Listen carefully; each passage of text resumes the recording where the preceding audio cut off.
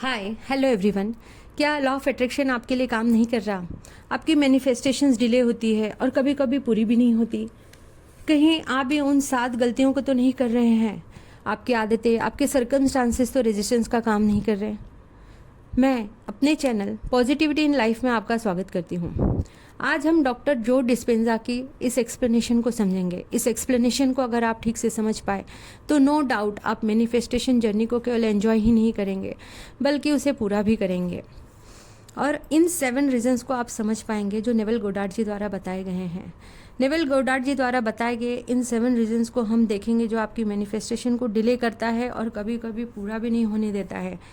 ये 7 रीजंस आपके वाइब्रेशंस को लो कर देती है और मैनिफेस्टेशन फ्रीक्वेंसी में आपको रहने नहीं देती और आपकी डिज़ायर्स तक आपको पहुंचने नहीं देती। डॉक्टर जोसेफ मर्फी जी के एक एग्जाम्पल के थ्रू हम समझेंगे कि कैसे विजुअलाइजेशन के बाद रिएक्ट करना है हमें या रहना है। डॉक्टर डिस्पेंजा का कहना है कि हम हर वक्त यूनिवर्स में एक एनर्जी अपने शरीर से बाहर भेजते रहते हैं। ये एनर्जी यूनिवर्स के लिए एक सिग्नल होता है। ये सिग्नल हमारे थॉट्स एंड फीलिंग्स को मिलाकर बना होता है। थॉट्स जो कि ब्रेन की लैंग्वेज है, फीलिंग्स ये बॉडी की लैंग्वेज है। हम जो सोचते हैं, फील करते हैं वो यूनिवर्स को पता चलता है। कैसे? हमारी बॉडी की एनर्जी सिग्नल से। फिर यूनिवर्स हमें उसके जैसी ही सिमिलर सिचुएशन भेजता है जिससे हम उसी तरह की फीलिंग फिर महसूस करते हैं। अब ये फीलिंग पॉजिटिव होगी तो आप पॉजिटिव सिचुएशन से अट्रैक्ट करेंगे, अगर निगेटिव होगी तो आप निगेटिव सिचुएशन से अट्रैक्ट करेंगे।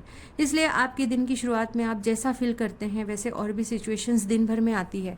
कभी कभी दिन की शुरुआत ख़राब होती है तो सारा दिन ही ख़राब जाता है। सुबह सुबह कुछ अच्छा होता है तो सारा दिन अच्छा जाता है।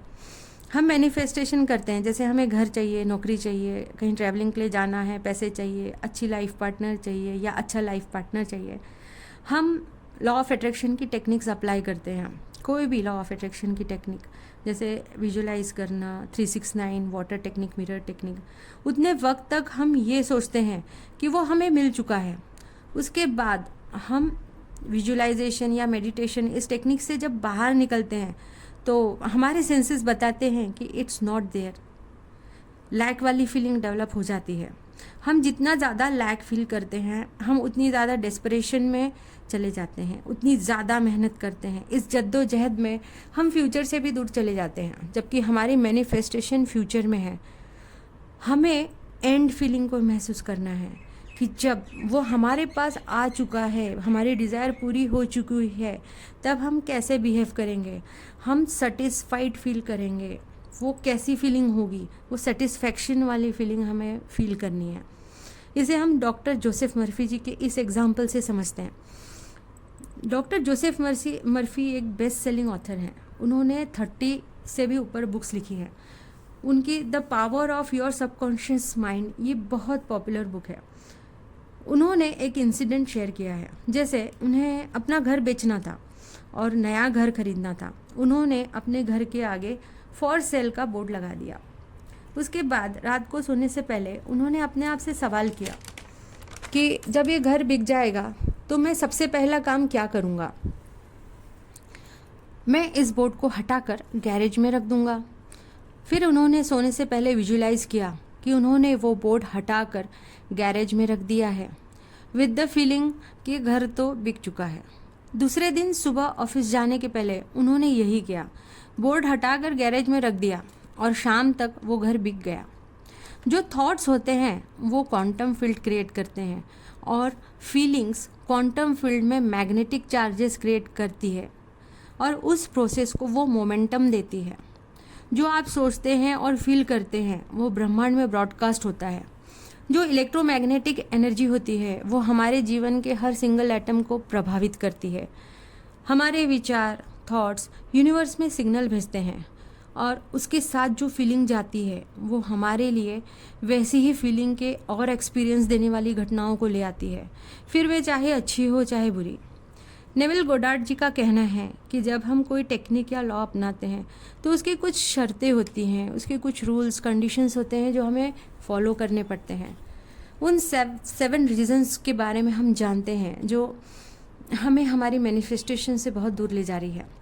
सबसे पहला रीज़न, आप अपने सराउंडिंग में देखिए, आपके आसपास कैसे लोग हैं, आप किन लोगों के बीच में रहते हैं, क्या वे आप पे विश्वास करते हैं, आपको प्यार और सपोर्ट करते हैं। अगर ऐसा है तो आप जल्दी मैनिफेस्टेशन अचीव कर लेते हैं। लेकिन अगर आप ऐसे लोगों के साथ रहते हो जो आपको सपोर्ट भी नहीं करते, विश्वास नहीं करते, बात बात में ताने देते हैं, डिमोटिवेट करते हैं, वहाँ आपके लिए काफ़ी रेजिस्टेंस क्रिएट होता है। आधी एनर्जी इनसे बचने में ही चली जाती है। आपकी मैनिफेस्टेशन डिले होती है और कभी कभी चीज़ों का लंबा इंतज़ार हमें डिप्रेशन तक पहुंचा सकता है।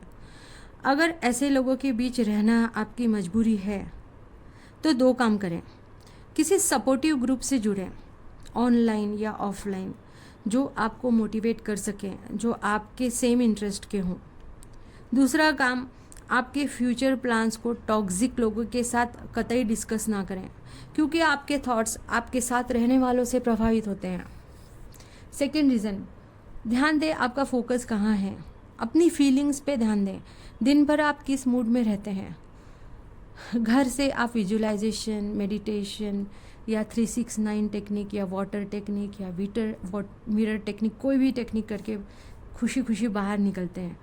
और ट्रैफिक जाम में फंस गए, फ्रस्ट्रेटेड फील कर रहे हैं, ऑफिस में बॉस ने गुस्से में कुछ कह दिया, कोवर्कर ने आपके खिलाफ जो कॉन्स्पिरेसी की थी उसका पता चल गया, तो हम हेल्पलेस फील करते हैं, गुस्सा आता है हमें, फ्रस्ट्रेटेड फील करते हैं, रिवेंज मोड में चले जाते हैं। ऐसे विक्टिम मोड में जाने से हम अपनी मैनिफेस्टेशन फ्रीक्वेंसी से दूर हो जाते हैं, क्योंकि हमारा ब्रेन फ्यूचर की मैनिफेस्टेशन को होल्ड कर रहा है, लेकिन बॉडी निगेटिव इमोशंस फील कर रही है। मतलब रिदम मिसमैच, कोई सिंक्रोनाइजेशन नहीं बचा। तो हम इस मिसमैच से कैसे बचें? सॉल्यूशन है, एक एकांत जगह पर जाकर अपनी आंखें बंद करें, उस इन्वायरमेंट से डिस्कनेक्ट हों। उस वक्त ना फ्यूचर की सोचें ना पास्ट की। प्रेजेंट मोमेंट में आप रिलैक्स रहने की कोशिश करें और वापस अपनी डिज़ायर को याद करें। अपने बॉडी को इमोशनली सिखाएं, 5 इंद्रियों पे, सारे सेंसेस पे सिखाइए कि डिज़ायर पूरी होने के बाद मेरी आंखें क्या देखेंगी, मेरे कान क्या सुनेंगे, लोग मेरे बारे में क्या कहेंगे, मेरे स्किन पे क्या इफ़ेक्ट होगा, मेरी नाक में कैसा एरोमा होगा, कैसी स्मेल होगी, मेरी ज़ुबान पे कौन सा टेस्ट होगा, मैं क्या चीज़ ऐसी है जो पहले खाऊंगी, मैं क्या कहूँगी, सबसे पहले कौन सा इंसान होगा जिसे मैं अपने डिज़ायर के बारे में बताऊँगी कि वो पूरा हो गया है। वो फ्यूचर जो आप चाहते हो वो स्ट्रॉन्ग इमोशंस के साथ फील करें। उसके लिए जितनी ज़्यादा पिक्चर्स आप बना सकते हैं उतनी ज़्यादा आप बनाइए, क्योंकि ब्रेन उसे जल्दी समझेगा। ब्रेन इन्फॉर्मेशन को पिक्टोरियल भाषा में ज़्यादा आसानी से समझता है और याद भी रखता है। तीसरा रीज़न है पास्ट में जीना। पास्ट के बारे में सोचना पूरी तरह से बंद करें। डॉक्टर डिस्पेंजा कहते हैं कि the best way to predict your future is to create it. Future को प्रिडिक्ट करने से अच्छा हम खुद उसको क्रिएट करें। अगर आप फ्यूचर के बारे में इस वक्त नहीं सोच रहे हैं तो ध्यान दीजिए, ज़्यादातर चांसेस है कि आप पास्ट के बारे में सोच रहे हैं, और वो भी निगेटिव यादें। आप पास्ट में हुई घटनाओं को सोचेंगे, उसको फील भी करेंगे, वो वाइब्रेशंस यूनिवर्स में भी जाएगी, और फिर कैसे आपका फ्यूचर चेंज होगा, वो तो पास्ट जैसा ही होगा ना। हर मोमेंट पे चेक करें आपका मूड कैसा है, गुस्से में चिड़चिड़ा है तो आप अपने आप से सवाल करें, हम पास्ट में रह रहे हैं या प्रेजेंट में रह रहे हैं। Past is gone, it has no control on me unless and until I allow it. हम कुदरतन खुश रहने वाले प्राणियों में से हैं। हम जब उसके अगेंस्ट जाते हैं तो रोगों को इनवाइट करते हैं, फिर हम डिसीज बॉडी हो जाते हैं। सीधी सी बात है, फोकस पास्ट में होगा तो पास्ट लाइफ ज़्यादा पावरफुल हो जाएगी, क्योंकि where attention goes energy flows. हमारी डिज़ायर्स मैनिफेस्टेशन फ्यूचर से संबंधित है, तो पूरा करने के लिए हमें फ्यूचर में ही जीना होगा। जैसे आपको अपना ड्रीम हाउस चाहिए, उसके हर एक डिटेल्स के बारे में सोचिए कि एंट्रेंस कैसा होगा, बालकनी कैसी होगी, हॉल, बेडरूम, किचन, उनके कलर्स, पर्दों के कलर्स, घर का एरोमा कैसा होगा, विंड चाइम की आवाज़ें कैसी होंगी, स्किन पे कैसी हवा हम फील करेंगे। हमारी लाइफ पूरी तरह से हमारे थॉट्स पे डिपेंड करती है। हम जैसे सोचते हैं वैसे ही फील करते हैं, और वैसे ही इवेंट्स हमारे साथ घटते जाते हैं और लाइफ उसी शेप में ढलती जाती है। इसका सॉल्यूशन है विजन बोर्ड बनाएं, अफर्मेशंस लिखें, पॉजिटिव थॉट्स को ही सोचें। फोर्थ रीज़न है ओवर थिंकिंग। ये सबसे बड़ा रेजिस्टेंस है डिलेड मैनिफेस्टेशन में। ये किसी की आदत भी हो सकती है या किसी का एडिक्शन भी हो सकता है। इससे निजात पाना बहुत ज़रूरी है। चाहे जिस भी लालच में आप ओवर थिंकिंग से निजात पाएँ, आप अपने आप को कई बीमारियों से बचा लेंगे। BP, thyroid, sugar, heart related problem, depression, इन सब से आपको निजात मिल जाएगी। ये बोनसेस हैं ओवर थिंकिंग को स्टॉप करने के।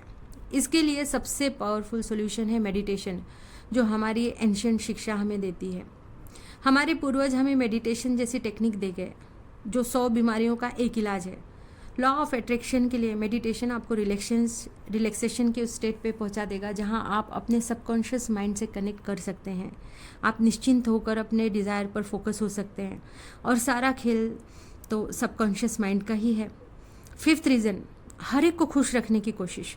हम हर इंसान को खुश नहीं रख सकते। अक्सर देखा गया है कि इस प्लैनेट पे वो इंसान सबसे ज़्यादा दुखी पाया गया है जिसने सबको खुश रखने की कोशिश की।